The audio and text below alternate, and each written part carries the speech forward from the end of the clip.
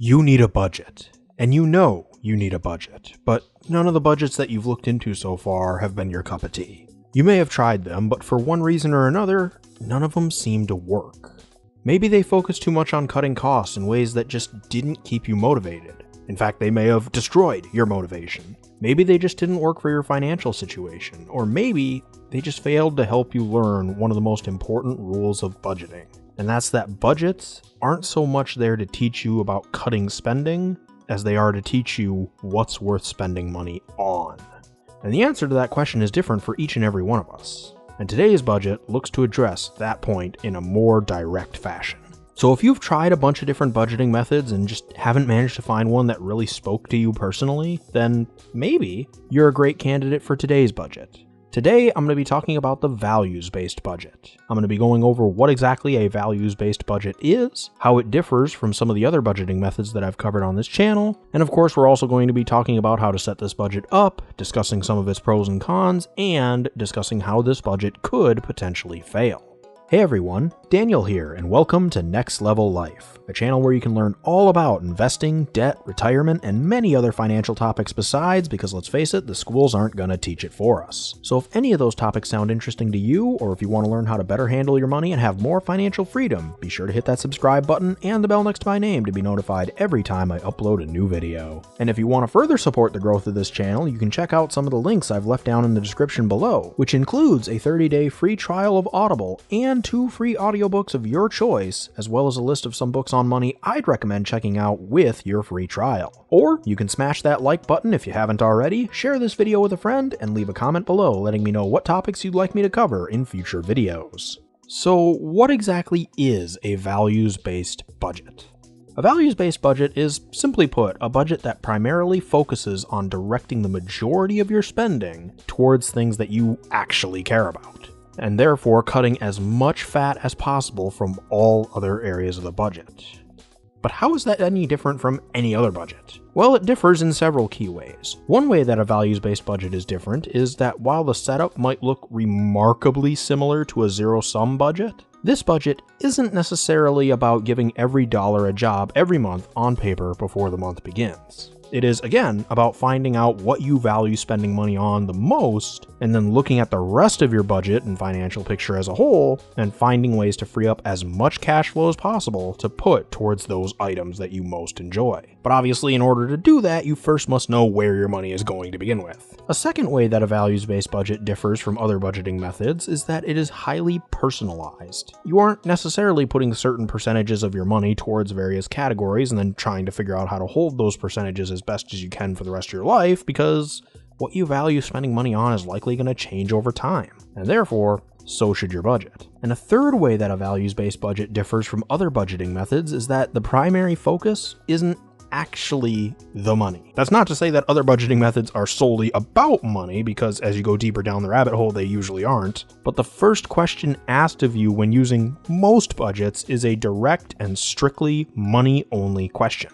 For instance, for the zero-sum budget, the question is, how much money do you make? Because we need to know that in order to give each of those dollars a job somewhere on this page. For percentage-based budgets, like the 50-30-20 budget, it's usually the income question, and then followed up by a question about how you're going to keep your monthly necessities under 50% of that income. So we've got a strict money-only question in regards to income, followed by a sometimes less than enjoyable brainstorming session about how to cut costs. Although I do understand that for some people, they do find that part enjoyable. For the reverse budget, the story is largely the same. The first question is about how much money do you need to save every month in order to meet your future obligations and goals financially. And unless you're making some pretty good money, this question is often followed by another one of those cost-cutting brainstorming sessions. And on and on and on it goes with other budgeting methods. But for the values-based budget, the first question isn't quite as strictly focused on the money. The question is, what brings you the most joy to spend money on? Or save money on, as the case may be for some. The next question is usually, how can we put even more of our money towards these things? And admittedly, yes, this question, again, unless you're making really good money, usually leads to that same cost-cutting brainstorming session, but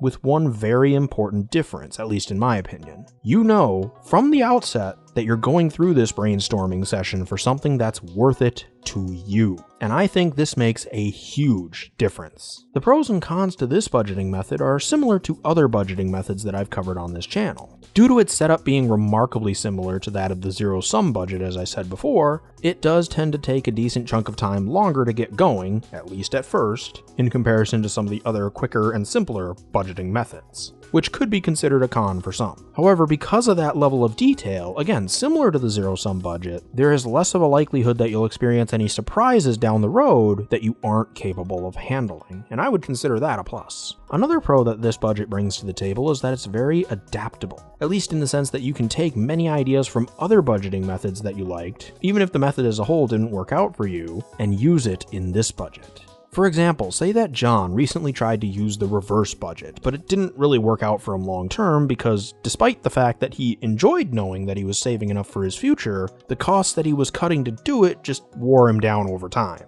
If that were the case, John could take the idea of paying himself first and making sure that his future would be safe and settled regardless of what he did with the rest of his money after meeting his savings goal and integrate that into his new values-based budget. Matter of fact, it would actually work perfectly after all, as security would clearly be something that John values. What he didn't manage to do was figure out what he didn't value that he was already spending money on so that he could cut costs out of his budget without wearing himself down over a period of time. Now, the potential con that I'm sure many of you are seeing with this is, what if John didn't make enough money to meet his savings goal even after cutting out all of the costs and debts, if he has them, that he could without wearing himself down? Well, if that's really the case, and you'd be surprised at how rare that really is, then he would have a few options. He could either A, find ways to do things that he does value in a less expensive way, B, he could find ways to generate additional income, or C, and I would say that this should be a last choice scenario, he could prioritize his spending in such a way that he's able to fill as much of his time doing what he enjoys as he can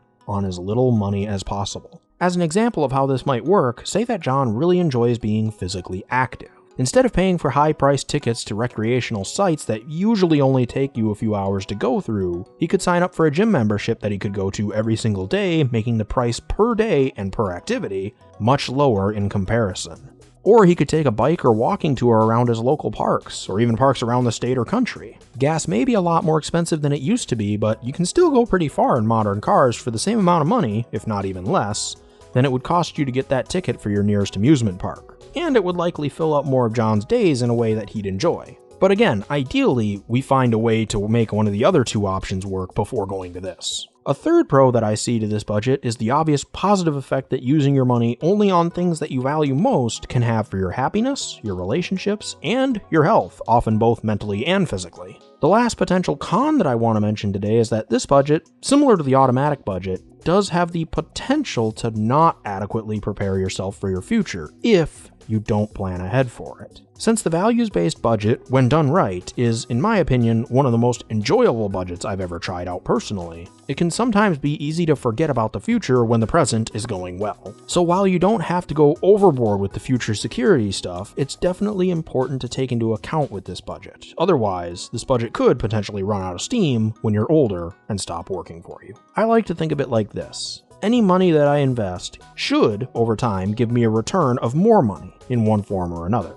And this makes it much easier for me to enjoy more of my present. Not just because my future is better taken care of, although that certainly helps, but simply because since I'm gaining interest on my investments, my income, even in the present, is higher than it would have been otherwise. So now that we know what this budget is, how it differs from other budgeting methods, the pros and cons associated with it, and how it could fail, how do we actually set it up? I know that I said that you set it up in a remarkably similar way to the zero-sum budget, and that's true. However, there is one addition to this budget that isn't included in most zero-sum budgets. Values-based budgeting requires you to develop more self-awareness so that you can better understand what you personally value spending money on and why you value spending money on it. So in addition to having all of your line items for the usual expenses like mortgage, utilities, food, gas, insurance, and so on, I also like to take some notes on my thoughts and feelings when spending or saving money either next to the budget, if you're using something like Excel, or maybe in a separate notebook or your phone if you're doing your budget on paper or with an app.